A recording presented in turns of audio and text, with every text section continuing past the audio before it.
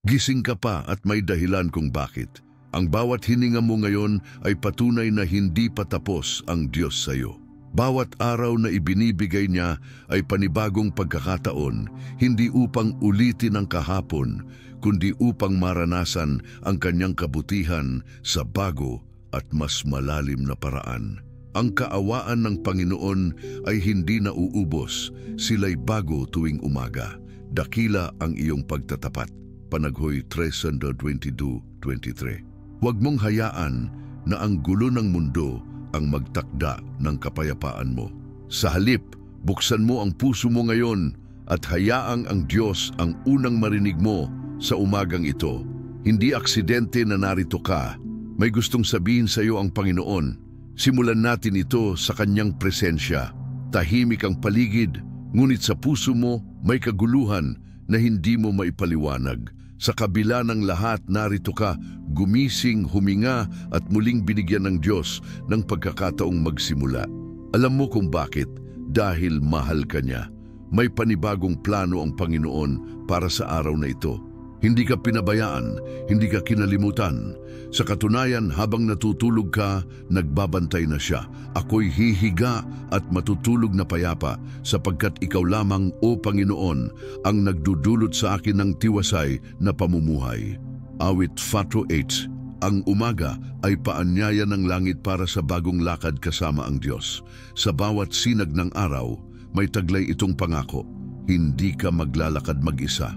Kaya ngayong umaga, bitawan natin ang pagmamadali. Sa halip tumigil ka sandali at hayaang marinig mo ang tinig ng Diyos na nagsasabing, Anak, ako ang magpapatnubay sa iyo ngayon. May mga tanong sa puso mo na hindi mo pa rin masagot hanggang ngayon. Ngunit sa umagang ito, may sagot na gustong iparating sa iyo ang langit. Isulat sa comments, Panginoon, salamat sa bagong araw. Kausapin mo ako ngayon. Mag-subscribe ka rin para araw-araw tayong sabay sa panalangin. Ngayon, tayo'y tatahimik at ihahanda ang ating puso sa panalangin. Tahimik ang paligid. Ang liwanag ng umaga ay parang bulong ng Diyos sa kaluluwa mo. Anak, narito ako. Walang madramang tunog, walang pagputok ng ulap. Isang marahang damdamin lang ng katiyakan na hindi mo kailangang mag-isa sa araw na ito. Hindi mo kailangang umasa sa sarili mong lakas. Hindi mo kailangang hanapin ang liwanag dahil ang Diyos mismo ang sisikat sa iyo. Ngayong umaga, hayaan mong dalhin ka ng presensya ng Panginoon sa isang panalangin. Hindi para lang humingi, kundi para marinig. Hindi para lang magsabi, kundi para makasama.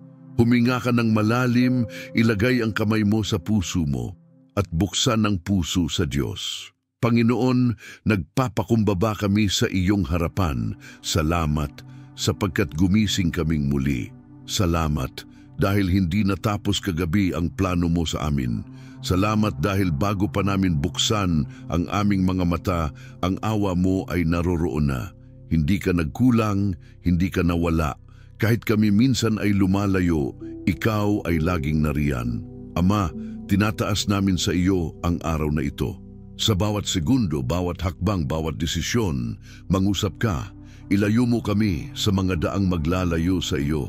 Ibigay mo sa amin ang kapayapaang hindi kayang ibigay ng mundo at ang kapayapaan ng Diyos na hindi kayang maunawaan ang siyang mag-iingat sa inyong mga puso at isipan sa pamamagitan ni Kristo Jesus. Filipos 4:7. Sa aming mga tahanan, O Diyos, ikaw ang maging sentro. Sa aming trabaho, ikaw ang maging lakas. Sa aming mga relasyon, ikaw ang maging pag-ibig. At sa aming mga pangarap, ikaw ang maging direksyon. Alam mo ang bigat ng puso naming hindi nasasabi kahit kanino. Pero alam mo rin, O Diyos, kung paanong kahit sa gitna ng lahat ng ito, buhay pa rin kami. Humihinga pa rin kami at iyon ay sapat na dahilan upang magpasalamat. Purihin ang Panginoon o kaluluwa ko at huwag mong kalilimutan ang lahat niyang kabutihan. Awit 103:2. Patawad, Panginoon, sa mga oras na inuna namin ang sarili naming plano kaysa sa iyo. Sa mga sandaling nagduda kami, kahit na nakita na naming paulit-ulit kang tapat, salamat sapagkat ang habag mo'y mas malawak kaysa sa aming pagkukulang. Ang grasya mo'y hindi nauubos. Hindi ka nagbibilang ng aming pagkakamali para husgahan kami. Pinapatawad mo kami dahil mahal mo kami. Banal na Espiritu, hinihiling namin ang iyong paggabay. Sa araw na ito, punuin mo kami ng kapayapaan na galing sa iyong presensya. Ipaalala mo sa amin na hindi namin kailangang maging perpekto upang tanggapin mo. Ipaalala mo na sapat na si Jesus, na sa kanyang dugo kami nilinis, na sa kanyang pangalan kami ligtas. Walang ibang pangalan na ibinigay sa mga tao na sukat ikaligtas natin kundi ang pangalan ni Jesus. Gawa 4:12. Sa bawat tahanang nakikinig ngayon, hiling namin ang iyong pagkilos. Hipuin mo ang mga may sakit, pagalingin mo sila. Hipuin mo ang mga nalulumbay, aliwin mo sila. Hipuin mo ang mga nalilito, bigyan mo sila ng direksyon. Sa mga nawawalan ng pag-asa, Panginoon, maging liwanag ka sa kanila. Alam naming hindi aksidente ang pakikinig nila ngayon. Itinakda mo ang sandaling ito upang iparamdam sa kanila na hindi ka nawawala. Ikaw ang Diyos na sumasama, hindi lang sa mga banal, kundi lalo na sa mga sugatan. Hindi ka namimili ng malapit. Basta bukas ang puso, nandiyan ka. Kaya ngayon, Panginoon, inilalapit namin ang aming pamilya. Inilalapit namin ang aming kabuhayan. Inilalapit namin ang kinabukasan ng aming mga anak. Inilalapit namin ang mga dasal naming matagal ng tahimik at ang mga luha naming hindi nasaksihan ng iba. Alam naming nasalo mo. Ikaw ang Diyos ng sagot. Ikaw ang Diyos ng panahon. Ikaw ang Diyos ng himala. Kaya nagtitiwala kami. Hindi mo kami hahayaang mawalan ng direksyon. Sa araw na ito kami lalakad na may tapang, hindi dahil sa aming galing, kundi dahil sa iyong pangako. Sapagkat nalalaman ko ang mga plano ko para sa inyo, sabi ng Panginoon, mga planong magbigay ng kinabukasan at pag-asa. Jeremias 29:11. Kaya't sa bawat nananalangin ngayon, Panginoon, tugunin mo sila ayon sa iyong kalooban. Tugunin mo sila ng higit pa sa hinihiling nila. Palitan mo ang pag-aalala ng kapahingahan. Palitan mo ang duda ng pananampalataya. Palitan mo ang takot ng pag-ibig. At sa pagtatapos ng panalangin na ito, hindi ito paalam, ito'y paanyaya. Paanyaya sa iyo, O Diyos, na samahan kami mula umaga hanggang gabi. Sa bawat tawag, sa bawat lakad, sa bawat tahimik na sandali, mangusap ka. Gamitin mo ang araw na ito upang maipadama ang yakap mo. Huwag mo kaming hayaang lumayo. Panginoon, manatili ka sa amin. At sa bawat puso na dumaan sa panalangin na ito, Panginoon, ilagay mo ang kanyang pangalan sa iyong palad. Protektahan mo sila, punuin mo sila ng liwanag. Pagpalain mo sila sa paraang tanging langit lamang ang makakagawa. Amen. Kung naramdaman mong tinouch ka ng panalangin na ito, i-comment mo, "Salamat Panginoon, mangusap ka pa sa akin." O kaya ay ilagay ang pangalan ng isang mahal mo sa buhay na gusto mong ipagdasal, tulad ng madalas sabihin ng ating mga kababayan. Itinataas ko po sa inyo, Lord, huwag mong kalimutang mag-subscribe dahil bukas may bago na namang mensahe si Lord para sa puso mo. Habang nananatili kang nakikinig, tahimik ang puso mo, ngunit kumikilos ang Diyos. Hindi mo man naririnig ng malinaw, may ginagawa siya sa di mo nakikita. Ganyan ang kilos ng Panginoon, banayad, tahimik, pero totoo. At para lalo mong maunawaan ang katapatan ng Diyos, hayaan mong dalhin kita sa isang kwento ng pananampalataya, ng pananalangin at ng himala. Isang lingkod ng Diyos na sa gitna ng lahat ng pagsubok ay nanatiling tapat sa panalangin, si Daniel. Oo, si Daniel na kilala natin bilang lingkod na itinapon sa kulungan ng mga leon. Ngunit bago pa ang leon, bago ang kaharian, bago ang tagumpay, may luhod muna. May tahimik na pananalangin, may panahong walang nakakita pero pinili niyang lumapit sa Diyos. Araw-araw, 3 beses siyang nananalangin. Hindi dahil may problema siya, kundi dahil may relasyon siya sa Diyos. Hindi niya pinili ang panalangin bilang huling opsyon. Ginawa niya itong unang kilos. Kaya kahit pinagbabawal ng hari, hindi siya tumigil. Alam niyang mas mataas ang utos ng Diyos kaysa sa utos ng tao. At doon natin makikita, ang isang buhay na binabad sa panalangin ay buhay na hindi matitinag. Ipinatapon si Daniel sa lungga ng mga leon. Sa mata ng mundo, tapos na ang kanyang kwento. Pero sa mata ng langit, doon pa lang nagsisimula ang himala. Dinala nga si Daniel at inihulog sa yungib ng mga leon. Ngunit sinabi ng hari kay Daniel, "Naway iligtas ka ng iyong Diyos na palagi mong pinaglilingkuran." Aklat Daniel 6:16. At sa loob ng gabi na iyon, sa gitna ng dilim, sa paligid ng panganib, hindi tumahol ang leon, hindi lumapa ang gutom, sapagkat ang Diyos ni Daniel ay nandoon. Pinadala niya ang kanyang anghel upang isara ang bibig ng mga leon. Isang himala ang nangyari, at ang dahilan, panalangin, pananampalataya, katapatan sa Diyos. Ngayon isipin mo ito, gaano karami na ring leon sa buhay mo ang tila handang lumapa. Mga problema, kawalan, sakit, takot sa bukas. Pero katulad ni Daniel, hindi ka nag-iisa sa lungga. May Diyos na sumasama sa mga tapat. May Diyos na sumasagot sa panalangin. Hindi mo kailangang maging malakas. Hindi mo kailangang maging sikat. Kailangan mo lang ay isang pusong totoo. Pusong marunong lumuhod, manalangin at manalig. Gaya ni Daniel, kahit ikaw ay mapunta sa gitna ng panganib, ang Diyos ang magsasara sa bibig ng anumang nais sumira sa iyo. Hindi mo kailangang makita agad ang sagot para maniwala. Sa katunayan, ang tunay na pananampalataya ay nagsisimula kahit wala pang sagot.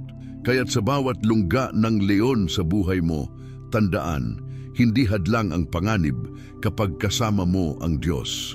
Ang Panginoon ay malapit sa mga may pusong wasak at inililigtas ang may spiritong bagbag. Awit 34:18. Ang kwento ni Daniel ay paalala na ang Diyos ay hindi lang sumasagot ng panalangin, siya ay sumasama sa mga nananalangin. Sa gitna ng pagsubok, may presensya. Sa gitna ng panganib, may proteksyon. Sa gitna ng kawalan, may kapayapaan. Hindi mo kailangang magpakitang gilas. Hindi mo kailangang perpekto ang panalangin mo, sapagkat ang Diyos ay hindi tumitingin sa dami ng salita. Ang tinitingnan niya ay ang puso. Kaya kahit ang isang simpleng panalangin mula sa pusong totoo ay mas malakas pa sa sigaw ng daigdig. Ngayon, tanungin mo ang sarili mo, ikaw ba'y handang maging katulad ni Daniel? Handang manalangin kahit walang sumusuporta? Handang lumapit kahit walang nakakakita? Sapagkat sa likod ng luhod, nandoon ang tagumpay. Sa likod ng tahimik mong panalangin, may ginagawa ang Diyos na hindi mo pa nakikita ngayon, pero mararanasan mo sa tamang panahon. Sa tamang panahon ay aanihin natin ang ating itinanim kung hindi tayo magsasawa. Galatia 6:9. Kaya huwag kang bibitaw sa panalangin. Huwag mong isipin na walang nangyayari. Huwag mong sukuan ng Diyos sapagkat hindi ka niya sinusukuan. Bawat luha mo ay tinatanggap niya. Bawat dasal mo ay dinirinig niya. At bawat tahimik mong pag-asa ay tinutubos niya sa paraang higit pa sa iyong inaasahan. Ang susi ay panatiliin ang puso mong bukas sa Kanya. Gawin mong bahagi ng bawat umaga ang panalangin. Gawin mong unang naririnig sa araw mo ang tinig ng Diyos. Sapagkat kapag Siya ang una, lahat ng susunod ay magkakaroon ng direksyon. Magsimula ka ngayon. Gawin mong desisyon, Panginoon, katulad ni Daniel, hindi ako titigil sa pananalangin. Ikaw ang una sa umaga, ikaw ang huling iniisip sa gabi, at sa pagitan ng bawat oras, ikaw ang gabay. Sa mga oras na parang walang sumasagot, huwag kang bibitiw. Ang katahimikan ng langit ay hindi pagtanggi, madalas ito'y paghahanda. Sapagkat may mga himala na hindi mo kailangang makita agad para maramdaman. Minsan, sapat na ang presensya niya. At sa bawat nakikinig ngayon, maramdaman mo sana ang yakap ng Diyos. Hindi ka nakakalimutan. Hindi mo kailangang sumigaw para mapansin. Ang bawat tibok ng puso mo ay kilala niya at ang pangalan mo nakasulat sa palad niya. Kung naramdaman mong tumagos sa puso mo ang mensahe ngayon, i-comment mo. Kagaya ni Daniel, magtitiwala ako sa Panginoon. O kaya'y ilagay lang ang salitang, tapat ka, Panginoon, at sabay tayong lalakad sa pananalig araw-araw. Mag-subscribe ka na rin upang araw-araw tayong sabay na magdasal, magbasa ng salita, at maghintay sa kilos ng Diyos. Marami pa siyang ipapakita sa iyo. Ang kwento mo, hindi pa tapos. Kapag sinabi mong, tapat ka, Panginoon, hindi yon basta salita. Iyan ay pananampalatayang nakaugat sa karanasan, sa mga araw na wala kang makapitan kundi siya, pero hindi kanya pinabayaan. Sa mga oras na tila wala ng pag-asa, pero bigla siyang kumilos. Ganyan ang Diyos. Kumikilos siya sa gitna ng kawalan. Minsan, hindi mo pa siya tinatawag, pero nandoon na siya. Hindi dahil kailangan mong makumbinsi siya, kundi dahil mahal ka niya. At sa bawat araw na pinipili mong bumangon at maniwala, tumitibay ang relasyon mong espiritual. Kaya ngayon, tanungin natin ang sarili natin, paano nga ba tayo manalangin sa paraang nakalulugod sa Diyos? Ano ba ang panalangin na talagang nakakarating sa trono ng langit? Maraming beses, iniisip natin na kailangan mahaba, magaling, o masalita. Pero sa totoo lang, ang panalangin na hinahanap ng Diyos ay yung totoo, yung tapat, yung galing sa puso. Yung kahit tahimik pero may pananalig. Ang Diyos ay hindi naghahanap ng performance. Hinahanap niya ay puso. Tingnan mo si Hana sa Biblia, isang babaeng baog, laging umiiyak, nilalait. Pero hindi siya sumigaw sa tao, hindi siya nagreklamo. Tumahimik siya at lumuhod sa templo. At sa gitna ng katahimikan niya, narinig siya ng Diyos. Dininig ng Panginoon ang aking panalangin at binigyan ako ng anak. 1 Samuel 1:27. Hindi kailangang malakas ang boses mo para marinig ka. Kailangan lang bukas ang puso mo. Ang totoong panalangin ay hindi pa impress. Ito ay paglapit. Paglalapit ng sarili sa Diyos, hindi para baguhin siya, kundi para baguhin tayo. Dahil sa bawat panalangin, may nangyayaring hindi mo agad nakikita, pero malalim ang epekto. Kaya kung may mga panalangin kang pakiramdam mo ay hindi pa sinasagot, tanungin mo ito sa sarili mo. Nagpapadala ka ba ng salita o nagbibigay ka ng puso? Sapagkat ang Diyos ay hindi natitinag sa bigat ng ating boses, kundi sa bigat ng ating pananampalataya. Minsan, ang panalangin na may katahimikan ay mas makapangyarihan kaysa sa panalangin na may sigaw. Dahil sa katahimikan, doon mo maririnig ang tinig ng Diyos. Tumahimik kayo at kilalanin ninyong ako ang Diyos. Awit 36:10. Ngunit tandaan mo rin, may mga bagay na hindi lamang idinadaan sa panalangin, kundi sa pananampalatayang may kilos. Dahil kung tunay tayong naniniwala, dapat may ginagawa rin tayo. Sabi nga sa Santiago 2:17, ang pananampalatayang walang gawa ay patay. Ibig sabihin, kung nananalangin ka para sa bagong trabaho, mag-apply ka rin. Kung nananalangin ka para sa kapayapaan sa tahanan, magsimula ka sa pag-unawa. Kung nananalangin ka para sa kagalingan, maniwala kang may magaganap kahit hindi pa ito agad nararamdaman. Ang panalangin ay panimulang hakbang, pero ang pananampalataya, ito ang tuloy-tuloy na lakad. Kaya bawat araw na pinipili mong magtiwala, kahit walang sagot, ay araw na pinipili mong lumakad kasama ang Diyos. At sa lakad na ito, hindi ka mawawala. Dahil ang Diyos ang gabay mo, Siya ang ilaw mo, Siya ang direksyon mo. Kaya ngayon, lumapit kang muli. Hindi dahil may kailangan ka lang, kundi dahil gusto mong makilala siya ng mas malalim.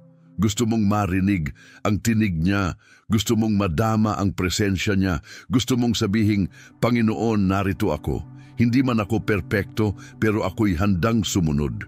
Kapatid, ito ang umagang pinili ng Diyos upang muli kang paalalahanan. Hindi ka nag-iisa. Sa bawat panalangin mong hindi pa nasasagot, may himalang hinahanda. Sa bawat panahong ikaw ay naghintay, may panibagong lakas siyang ibinibigay. Sa bawat araw na akala mo'y walang nangyayari, doon siya kumikilos sa pinakamalalim mong bahagi. Huwag mong isipin na huli na ang lahat. Sa Diyos, laging may bagong simula. Kahit paulit-ulit kang nagkamali, may awa pa rin. Kahit paulit-ulit kang nabigo, may bagong pag-asa pa rin. Ang mga na kay Kristo ay bagong nilalang na. Ang dati ay lumipas na. Ang bago ay dumating na.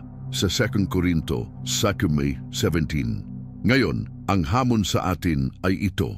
Manalangin, hindi lang para sa biyaya, kundi para sa pagbabago. Hindi lang para sa sagot, kundi para sa presensya. Hindi lang para sa pangarap, kundi para sa kalooban ng Diyos. At tandaan mo, bawat panalangin ay binibilang, bawat luha ay tinatanggap, bawat Panginoon, tulungan mo ako ay itinatala sa langit. Kaya huwag mong maliitin ang sandaling ito. Huwag mong maliitin ang panalangin mo dahil sa mata ng Diyos, ang dasal mong galing sa puso ay mahalaga. Hindi ito mawawala sa hangin, hindi ito masasayang. May kapangyarihan ito higit pa sa iyong inaakala. Ngayong umaga, gawin mong desisyon. Panginoon, gusto ko ng mas malalim na relasyon sa iyo. Gawin mong desisyon, hindi lang ako magdadasal kapag may problema. Gagawin kong bahagi ng araw-araw ang panalangin. Sapagkat sa bawat araw na kasama siya, may kapayapaan, may direksyon, may pagpapala. Kung ang panalangin ni Daniel ay nagsara ng bibig ng leyon, kung ang panalangin ni Hana ay nagbukas ng sinapupunan, kung ang panalangin ni Jesus sa Getsemani ay nagtulak sa kanyang sumunod sa Ama kahit may krus, gaano pa kaya ang kayang gawin ng panalangin mo ngayon? Kapatid, huwag kang lalayo. Sa mga susunod na sandali, pag-uusapan pa natin ang susi ng mga sagot na matagal mo nang hinihintay. Ngunit ngayon, narito ang tanong. Anong klase ng panalangin ang ginagawa mo araw-araw? Kung naramdaman mong nangusap ang Diyos sa puso mo ngayon, i-comment mo. Panginoon, gawin mong totoo ang puso ko sa panalangin. O gaya ng sinasabi ng maraming mananampalataya sa ating bansa, sa iyo ko po ipinagkakatiwala ang lahat, Panginoon. Isama mo rin ang pangalan ng taong gusto mong ipanalangin o kaya'y simpleng salamat po Diyos ko bilang tanda ng pananampalataya. Mag-subscribe ka rin para araw-araw tayong maglakbay sa panalangin, salita at biyaya ng Diyos. May gagawin pa siya. Hindi pa tapos ang kanyang kwento sa buhay mo. Hindi pa tapos ang kwento mo. Hindi pa tapos ang plano ng Diyos. Maaaring sa mata ng mundo, wala ka ng patutunguhan. Pero sa mata ng langit, nagsisimula pa lang ang himala. Sapagkat ang Diyos na tumawag sa iyo ay hindi nagpapabaya. Siya ay Diyos na kumikilos kahit sa katahimikan. Siya ay Diyos na gumagawa ng daan kahit sa gitna ng kawalan. Ngayong umaga, may panibagong paanyaya siya para sa iyo. Anak, lumakad ka kasama ko. Hindi niya sinabing tumakbo. Hindi niya sinabing malampasan mo agad lahat. Ang sabi lang niya, sumama ka sa akin. Dahil sa lakad na ito, hindi mo kailangang maging mabilis. Hindi mo kailangang maging malakas. Kailangan mo lang ay sumabay, sapagkat sa bawat hakbang mo, siya ang bahala sa direksyon. Kaya ito ang panahon ng iyong pagtindig. Panahon ng pananampalatayang may kilos. Panahon ng panalangin na may pagtitiwala. Panahon na hindi lang natin ipinapasa Diyos ang lahat, kundi ibinibigay din natin ang sarili nating pagsunod. Dumating ka na sa punto ng pananalig. Ngayon naman, kailangan mong lumakad sa kanyang kalooban. At minsan, ang pagsunod sa Diyos ay hindi madali, pero laging tama. Magtiwala ka sa Panginoon ng buong puso at huwag kang manalig sa iyong sariling karunungan. Alalahanin mo siya sa lahat ng iyong mga lakad at itutuwid niya ang iyong mga landas. Kawikaan 3:6. Kapag ang panalangin mo ay sinamahan mo ng pananampalataya at pagsunod, nagsisimulang mabago ang atmosfera sa paligid mo. Hindi lang ang mga pangyayari ang binabago ng Diyos, binabago niya rin ang puso mo. Dahil ang tunay na himala ay hindi lang ang pagdating ng sagot.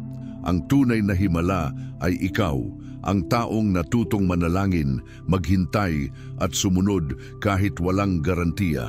Sa mga oras na tila walang nangyayari, ipagpatuloy mo lang, magpatuloy sa panalangin, magpatuloy sa pananampalataya, magpatuloy sa paglapit. Dahil sa bawat pagtuloy mo, gumagalaw ang Diyos sa likod ng eksena. Kahit hindi mo pa nakikita, may binubuo na siya, may inihahanda na siya, may nililinang siya sa puso mo. At habang hinihintay mo ang sagot, gamitin mo ang oras na ito para patatagin ang relasyon mo sa Kanya. Sapagkat ang Diyos ay hindi vending machine. Hindi siya nagbibigay lang kapag gusto mo. Siya ay Ama at bilang Ama, alam niya kung kailan, saan at paano ka pagpapalain. Alam niya ang tamang oras, alam niya ang tamang paraan. At ang pinakamagandang biyaya na maibibigay niya ay ang presensya niya mismo. Kaya huwag mo siyang hanapin para sa kanyang kamay. Hanapin mo siya para sa kanyang puso. Dahil kapag nakuha mo ang puso ng Diyos, ang lahat ng kailangan mo ay darating sa tamang panahon. Hanapin muna ninyo ang kaharian ng Diyos at ang kanyang katuwiran, at ang lahat ng mga bagay na ito ay idaragdag sa inyo. Mateo 6:33. Kapatid, ngayon ang panahon para gumawa ng deklarasyon ng pananampalataya. Panahon para sabihin sa sarili mo, hindi ko man nakikita pero naniniwala ako. Hindi man malinaw pero magtitiwala ako. Hindi man madali pero susunod ako. Sabihin mo sa Diyos, Panginoon, kahit hindi ko pa alam ang lahat ng detalye, sasama ako sa iyo. Kahit may takot, lalakad ako. Kahit may pangamba, susunod ako. Sapagkat ikaw ang aking pastol, hindi ako magkukulang. Awit 23:1. At kapag ginawa mong ugali ang pagsunod, gagawin ng Diyos na ugali ang pagpapala. Hindi mo kailangang ipaglaban ang bawat bagay. Hindi mo kailangang alalahanin kung paano matatapos ang lahat. Dahil kung nasimulan niya, tatapusin niya. Ang mabuting gawa na sinimulan sa inyo ng Diyos ay kanyang tatapusin hanggang sa araw ni Kristo Jesus. Filipos 1:6. Ang Diyos ay hindi nakakalimot. Lahat ng iyak mo, lahat ng dasal mo, lahat ng tiis mo. Alam niya, wala ni isang butil ng luha ang nawawala sa mata niya. At ngayon, ang panawagan niya ay ito, manatili ka, magpatuloy ka, dahil may darating. At kapag dumating ang araw ng katuparan, alam mong hindi ito aksidente. Alam mong ito'y bunga ng panalangin, pananampalataya at pagsunod. Hindi ito bigla ang swerte. Ito ay bunga ng paninindigang tapat, ng pusong hindi bumitaw, ng paniniwalang kahit madilim, may liwanag pa rin. Kaya bago tayo magtapos sa araw na ito, tanungin mo ang puso mo. Handa ka na bang magtiwala kahit hindi pa malinaw ang lahat? Handa ka na bang sundan ang Diyos kahit di mo alam ang kabuuan ng plano? Dahil minsan, hindi niya ibinibigay ang buong mapa. Ibinibigay lang niya ang susunod na hakbang. Sapagkat ang lakad na may pananampalataya ay lakad na nagtitiwala sa liwanag ng bawat araw. Maging tapat ka sa maliit. Gawin mo ang kaya mo ngayon. Magdasal, magpasalamat, magpatawad, magpakumbaba. At hayaang ang Diyos ang bahalang kumilos sa mga bagay na hindi mo hawak. Kung naramdaman mong tumimo ito sa puso mo, sabihin mo sa comments, Panginoon, magtitiwala ako kahit wala pa akong nakikita. O ilagay ang karaniwang sinasabi ng marami sa ating mga kababayan tuwing nananalangin. Kayo na po ang bahala sa lahat, Lord. Isama mo rin ang pangalan ng isang taong gusto mong sabayan sa panalangin ngayong araw. Maaari mong isulat, ipinagdarasal ko po dahil sa bawat komentaryo mo, may panibagong paggalaw ang Diyos sa buhay mo at ng iba. Mag-subscribe ka rin para araw-araw tayong magsimula sa presensya ng Diyos. Hindi mo kailangang lumaban mag-isa. Araw-araw tayong lalapit, araw-araw tayong magtitiwala, araw-araw tayong lalakad sa ilalim ng kanyang direksyon. May ginagawa ang Diyos. Tiyak yan. Sa araw na ito, Naniniwala akong may ibinulong ang Diyos sa puso mo. Maaaring hindi mo pa ito lubos na nauunawaan, pero ramdam mong may kapayapaan. Ramdam mong hindi ka mag-isa. Ramdam mong may ginagawa siya sa loob mo. At minsan, hindi mo kailangan ng buong paliwanag. Ang kailangan mo lang ay katiyakan na kasama mo siya. At ngayon, meron kang ganyang katiyakan. Dahil sa bawat panalangin mo, bawat hakbang mo sa pananampalataya, bawat pagsunod mo kahit mahirap, nakatala lahat sa langit. Walang nasasayang. Lahat ng yan ay tinutugunan ng Diyos sa paraang siya lang ang nakakaalam. Ang presensya niya ang magsisilbing ilaw mo sa mga darating na araw. At bawat umaga na sisikatan ka ng araw, ipapaalala ng langit sa iyo, "Anak, narito ako, magtiwala ka." Kaya huwag mong hayaang lumamig ang pananampalataya mo. Panatilihin mong buhay ang apoy ng panalangin. Ipagpatuloy mong buksan ang araw mo sa salita at presensya ng Diyos. Sapagkat ito ang tunay na kayamanan, hindi ang sagot sa panalangin, kundi ang relasyon mo sa Kanya. At habang nananatili kang tapat sa maliliit na bagay, habang pinipili mong lumapit araw-araw, habang isinusuko mong muli ang puso mo sa Kanya, unti-unti mong makikita ang pagbabago. Hindi lang sa paligid mo, kundi sa loob mo.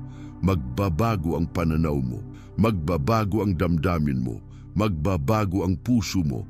At sa pagbabagong iyon, mas maririnig mo ang tinig niya, mas mararamdaman mo ang yakap niya, mas mauunawaan mo ang kalooban niya. Kaya habang natatapos ang panalangin at mensahe ngayong umaga, hayaan mong ang puso mo ang magpatuloy. Dahil sa totoo lang, dito lang nagsisimula ang tunay mong lakad. Ngayon ang araw ng desisyon. Ngayon ang araw ng paglapit. Ngayon ang araw na maaaring maging simula ng pinakamalalim mong relasyon sa Diyos. Kung nangusap ang Panginoon sa iyo ngayon, i-comment mo, "Kaibigan ko ang Diyos, kasama ko siya sa bawat hakbang." Isulat mo rin kung ano ang nais mong ipanalangin pa. Maraming kababayan natin ang nanonood ng mga komento para sabayan sa panalangin, kaya maaari mong ilagay ang "Ipinagdarasal ko po si" o simpleng "Salamat Panginoon, ikaw ang lakas ko." At kung hindi mo pa nagagawa, pindutin mo ang subscribe, hindi para lang sa akin, kundi para araw-araw tayong magkasama sa panalangin, sa salita at sa direksyon ng Diyos. Huwag mong kalimutang i-like ang video at i-share sa isang kaibigan o kapamilya na nangangailangan ng mensaheng ito ngayon. At ngayon, tingnan mo ang video na lumalabas dito sa screen. Yan ang susunod na mensahe ng Diyos para sa iyo. Huwag mong palampasin. Tuloy-tuloy lang tayo sa lakad ng pananampalataya. May gagawin pa siya, may sasabihin pa siya. Maghintay ka, manalangin ka, at sumama ka sa kilos ng langit.